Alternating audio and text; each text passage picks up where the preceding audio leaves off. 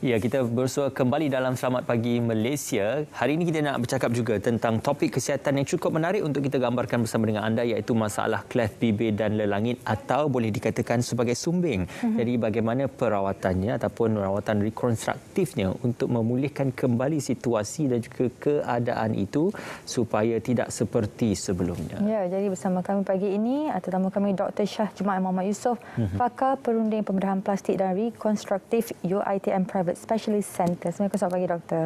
Terima kasih bersama dengan kami doktor. Sebelum kita bergerak lanjut tentang apakah antara alternatif pilihan rawatan yang ada ataupun pilihan mungkin dari segi kaedah perubatan yang ada, mungkin boleh diceritakan tentang apakah yang dimaksudkan ataupun digambarkan tentang klef bibir dan lelangit ini doktor. Terima kasih atas sudi menjemput saya pagi ini. Sebenarnya apakah itu klef? Klef adalah satu keadaan kongenital di mana baby dilahirkan dengan sama rekahan, sama ada di bibir, lelangit ataupun kedua-duanya. So skop atau spektrum klef ni mungkin agak luaslah disebabkan baby mungkin ada klef bibir sahaja atau rekahan bibir sahaja, rekahan lelangit sahaja ataupun combination bibir dengan lelangit. Boleh berlaku mungkin sebelah kanan, sebelah kiri atau kedua-dua belah. Jadi spektrum tu agak luas, tapi yang definition kita selalu gunakan sekarang adalah klef lah. Kita cuba tak gunakan perkataan sumbing lagi disebabkan mungkin sumbing tu memberi satu macam indikasi negatif. Yeah. So now the terminology yang kita syorkan digunakan adalah klef ataupun rekahan. Incidence-nya berlaku lebih kurang 1 dalam 600 kelahiran. Dan it's been quite consistent, sama nombor ni 1 in 600 ni lebih quite consistent. Jadi kebanyakan klef tu kita tak tahulah punca dia kenapa, tetapi ada jugalah risiko-risiko yang mungkin akan meninggikan risiko untuk mendapatkan anak. Jadi bagaimana diagnosis untuk mengetahui bayi itu mempunyai klef dilakukan? Sekarang ni I think kita dah antenatal ultrasound tu quite boleh detect quite well. Jadi kebanyakan klef mungkin dapat didiagnose melalui ultrasound, 4D ultrasound ke.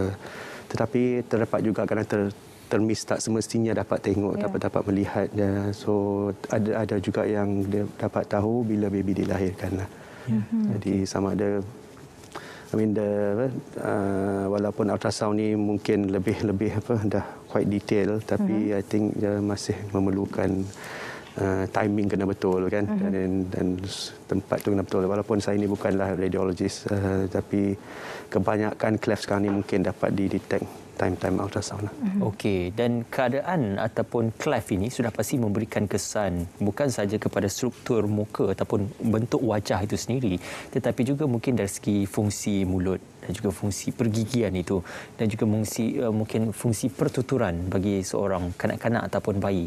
Jadi bagaimana seseorang yang mempunyai masalah klef itu boleh ataupun menjalani hidupnya dengan mungkin gangguan kepada fungsi-fungsi yang disebutkan tadi? I think yang penting juga harus ditekankan bahawa dalam 1 in 600 cleft ini, this isolated cleft iaitu baby is otherwise normal. Baby normal tetapi ada rekahan bibir ke lelangit.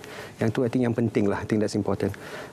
Dan of course kita juga mempunyai kepakaran untuk merawat. Yang ini juga lah penting.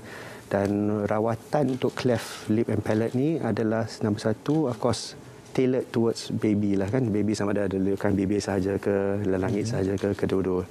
So kita ada satu kita panggil protokol rawatan. Di mana kita cuba kalau ada bibir, kita cuba repair bibir lebih kurang jangka 3 ke 6 bulan. Lelangit kita seharusnya membaiki lelangit sebelum umur 12 bulan. Sebelum 12 bulan. Yang ini disebabkan selepas 12 bulan baby akan mula bertutur, bercakap akan mula bertutur. Jadi penting untuk nak repair lelangit sebelum baby starts to talk untuk mengelakkan daripada kesan dalam pertuturan. Antara faktor-faktor yang menjadikan penyebab klef pada bayi ini apakah doktor? Ya, itulah yang kebanyakan ni faktor utama kita masih tidak tahulah. Tetapi terdapat risiko-risiko yang mungkin akan meninggikan insidence klef. Ya, salah satunya sekiranya terdapat keluarga terdekat, first degree relative yang mempunyai klef. Yang itu akan meninggikan risiko untuk mendapatkan anak yang cleft. Sedangkan kalau penggunaan atau rokok time pregnant, alcohol has been also kan linked dengan cleft, diabetes, obesity, mother obesity yang juga nampaknya meninggikan insiden cleft. Terdapat juga certain ubat dan sekiranya mak mengambil boleh juga meninggikan insiden cleft. Tetapi I think kebanyakannya kita masih tidak tahulah punca dia. Rawatan pilihan perawatan yang dicadangkan ataupun digambarkan oleh doktor tadi adalah untuk meletakkan dalam tempoh fasa sebelum 12 bulan untuk lelangit dan juga untuk mungkin bayi ataupun kanak-kanak itu. Namun begitu, apakah antara pilihan-pilihannya? Apakah memerlukan satu minor surgery ataupun dia akan melibatkan pembedahan dalam skala yang lebih besar berbanding skala yang kecil? Dalam there's no such thing as minor surgery. Kita tengok kan pasal kita tengah operate budak baby ya. Jadi I think every surgery ada risikonya tersendirilah. Tetapi kita pembedahan adalah salah satu kaedah. Kita terdapat pelbagai pakar dalam merawatan cleft. Kita panggil cleft team. Saya ni satu orang sajalah dalam tim cleft. Pakar dua plastik, pakar pembedahan mulut, pakar pergigian kanak-kanak, dan pakar ENT, dan pakar pertuturan dan pakar ortodontik. So everybody dalam memainkan peranan masing-masing. Jadi saya selalunya kita repair bibir yang involved dalam pembedahan bibir, pembedahan langit.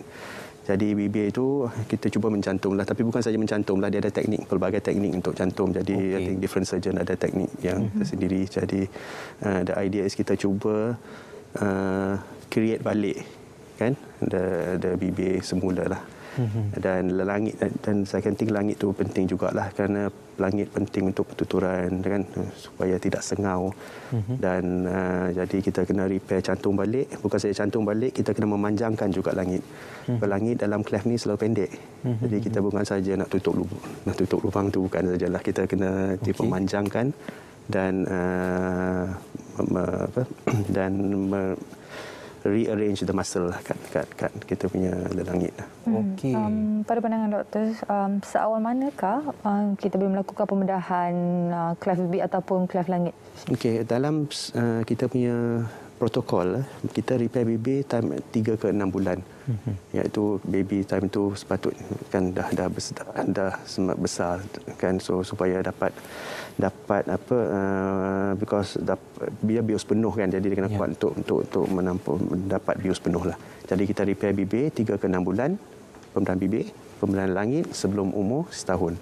Selepas tu ada lagi pembedahan lain dan rawatan-rawatan lain yang diperlukan. Dan yang penting jugalah harus ditekankan, rawatan cleft ni adalah sampai ke dewasa.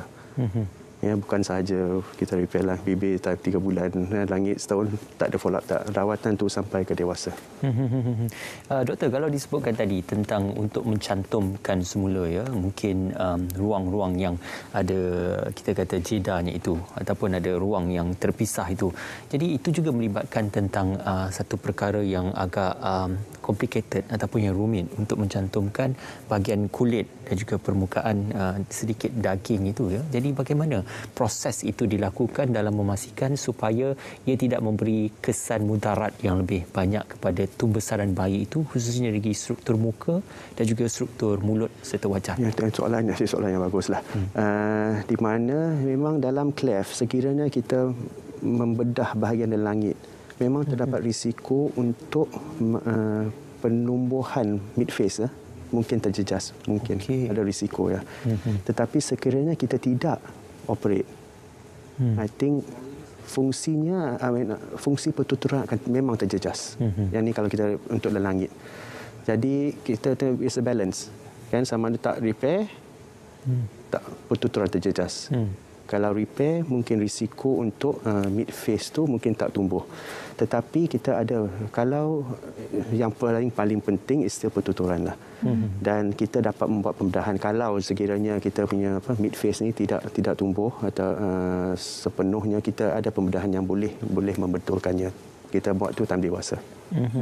Bagaimana pula dengan kanak-kanak ataupun orang dewasa yang tidak melakukan pembedahan awal? Adakah mereka masih boleh melakukan pembedahan itu sekarang atau belum? Masih boleh. Yang bagus dulu, I think I don't know lah. When I was younger mungkin kita nampak kita pergi pasar malam ke apa, nampak kan adult yang ada dekat Habibie Langit kan. Dululah, tapi yang alhamdulillah sekarang ni kita dah kurang nampak.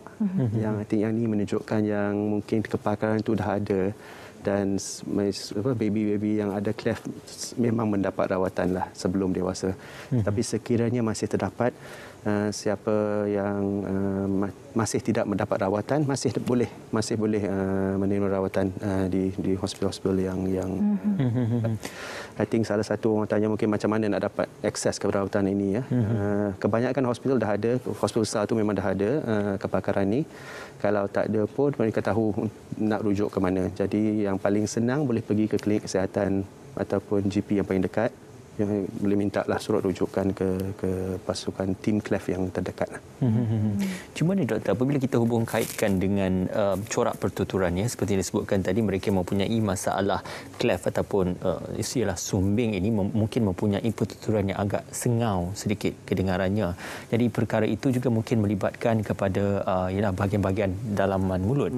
Jadi bagaimana pertuturan itu juga boleh dibina kalau selepas proses rekonstruktif dan juga pembedahan itu dilakukan dalam melatih pertuturan, khususnya kepada melihat kejelasan pertuturan lisan itu dapat dilatih dan diterjemahkan.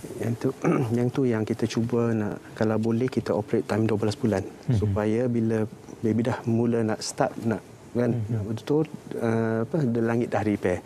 Supaya pertuturan tidak terjejas.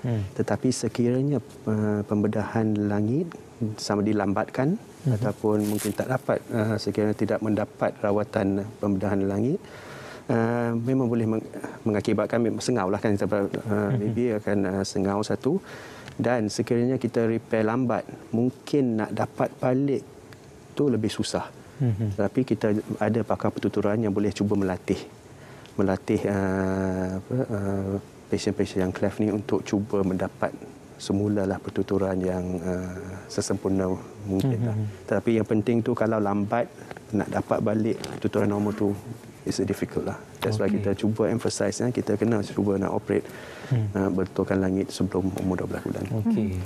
Pada pandangan doktor sendiri, sejauh mana ibu mengandung harus mengambil extra precaution dan juga mengambil tahu lagi dari segi pemakanan mereka, penjagaannya lebih untuk mengelakkan cleft BB ini berlaku? That's the thing. I mean, I think pemakanan sihat is most important lah.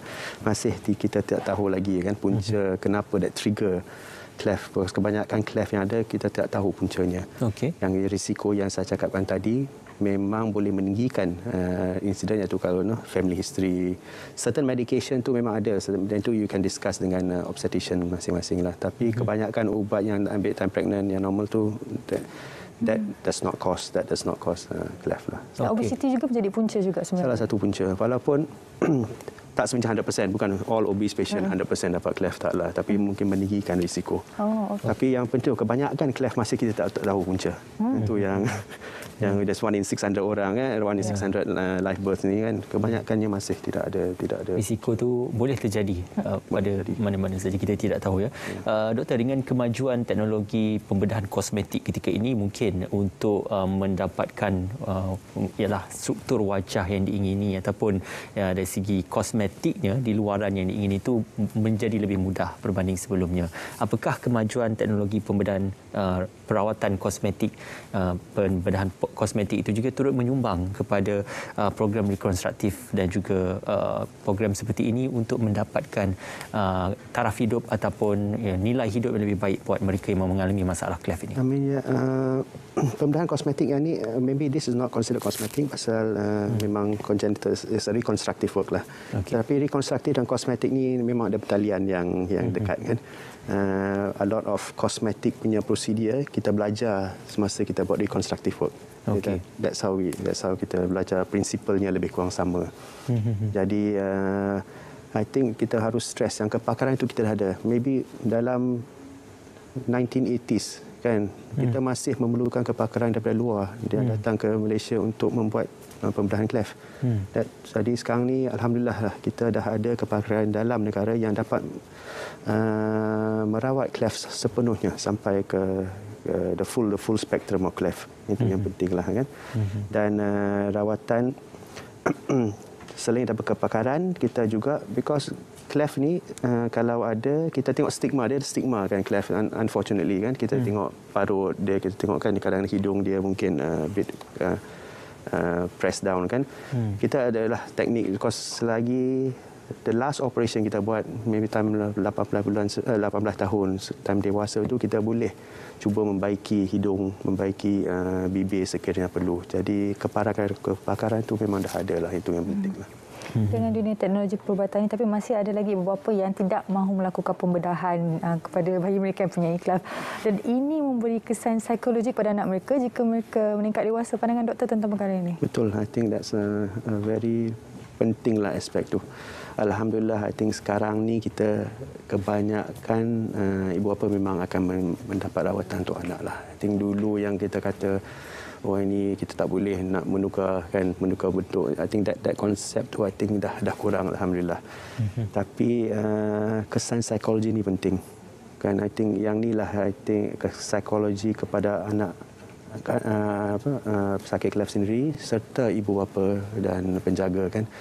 Now kita masih dengan kita tengah melihat kepada aspek psikologi. Dulu mungkin aspek ni mungkin kita tidak menekan sangat, tapi alhamdulillah lah dalam masa terdekat ni kita tengah improve dan memberi sokongan selain daripada rawatan, tapi aspek psikologi juga mendapat tumpuan, dan kita ada support service.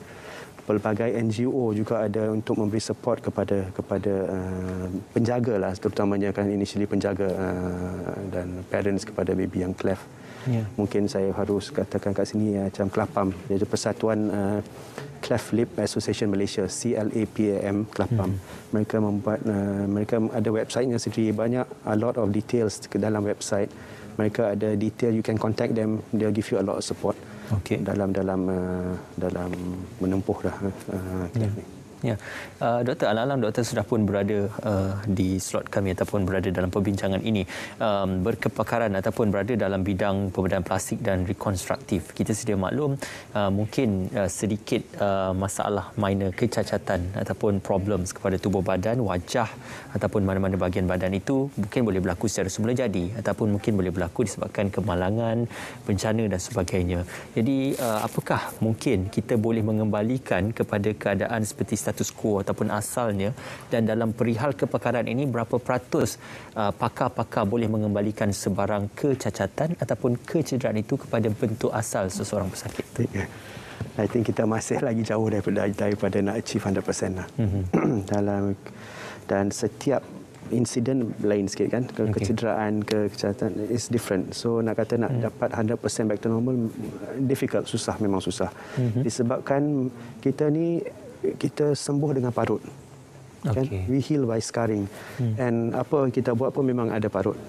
Jadi that's one thing yang kita tidak memang akan ada kesan. Jadi sekarang ni kepakaran macam for us plastic surgeon, kita tengok bukanlah bila kita buat operation tak ada parut, memang ada parut. Tapi kita cuba kalau sebanyak mungkin untuk menyembunyikan atau to bagi parut tu jadi kurang jelas ke kurang ketara. So whatever we do memang ada parut. So nak dapat 100% in everything, especially reconstructive ni memang difficult. Tapi nak bagi figure 80% ke 90% is difficult pasal setiap kes ni berlainan. Tapi yang bagus tu kepakaran tu setengah dalam development. We are still trying to get better and better in our field. Jadi the good thing is I think kebanyakan kes kita dah dapat buatlah dalam, dan kita dah ada lah kepakaran dalam negara untuk membuat most of the cases lah. Termasuk juga masalah cleft ini juga, insya-Allah walaupun tidak sempurna tetapi sekurang-kurangnya kita boleh memberikan yang lebih baik berbanding sebelumnya, bukan saja dari aspek kita kata luarannya kesihatan tetapi aspek psikologi juga. Mungkin secara ringkas pengharapan doktor untuk melihat kemajuan dalam bidang ini, khususnya memberikan harapan dan dunia lebih baik bagi anak-anak ataupun mereka yang mempunyai masalah cleft, doktor. Dalam cleft ni, kalau kita lihat, insidennya masih sama, 1 in 600. Tak ubah 600, 1 to 6 to 800, tak ubah-ubah. Jadi I think a lot of research still needs to go on lah untuk nak tengok triggernya, kenapa dalam kandungan kan, bila baby dalam kandungan, kenapa, apa yang trigger cleft. Jadi a lot of research still has to go on lah dalam ni. Mungkin kita harus meningkatkan research kita dalam bidang cleft, dan harap-harap universiti tempatan dapat buat demikian. Okey, baik. Terima kasih doktor atas perkongsian dan juga terima kasih juga atas sumbangan dan juga apa yang dilakukan oleh doktor dan juga timnya selama ini dalam memastikan agar mereka yang mempunyai masalah cleft dapat menjalani hidup dengan lebih baik. Itu dia Dr. Shah Jumal Muhammad Yusof, pakar perunding pembedahan plastik dan rekonstruktif UiTM Private Specialist Center UPSC. Baik, seterusnya Ismail, kita akan bersama dengan Zoom dekat-dekat berita radio bersama dengan pelapor kita Khayal Vili Manian bercakap tentang ubah pendirian dapatkan setikan COVID-19 demi melindungi keluarga Malaysia. Jom kita